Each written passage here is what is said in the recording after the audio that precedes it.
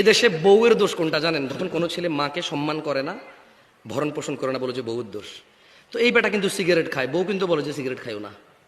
এই বেটা পরকিয়া করে, বউ কিন্তু ঝগড়া করে পরকিয়া করে না। তো এই বেটা যদি এতই বউর কথা শুনে, তো খালি মাকে কেন অসম্মান করে? সিগারেট খাওয়া ছেড়ে দিত, পরকিয়া বন্ধ করে দিত। খালি শুধু ওই বাচ্চা মেয়েগুলা 17 বছর, 18 বছর, 16 বছর, 14 বছর বয়স, এই ইউনিয়ন কাউন্সিল থেকে যাইয়া বয়স বাড়াইয়া বিয়ে দিয়ে দিচ্ছে। এই 15-16 বছরের বাচ্চাগুলোকে বদনাম করে এই হুজুর, অনেক হুজুর এখানে বসে বসে বদনাম করে। আরে এই 16 বছরের বাচ্চা মেয়ে কি জানে? বিয়ে হয়েছে মাত্র 2 বছর, ও কি জানে শাশুড়িকে কিভাবে অসম্মান করবে, স্বামীকে কিভাবে বশ করবে?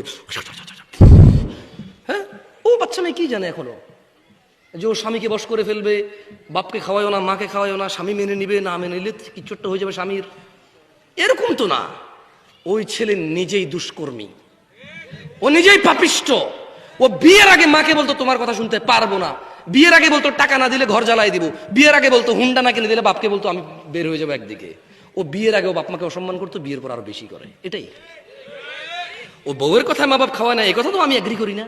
হ্যাঁ, কিছু কিছু থাকতে পারে, তবে টোটালি অধিকাংশই এরকম না।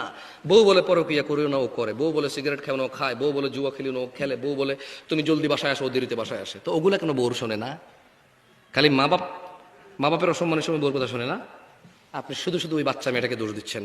আপনার ছেলেতে সমস্যা আছে। কোথায় আছে?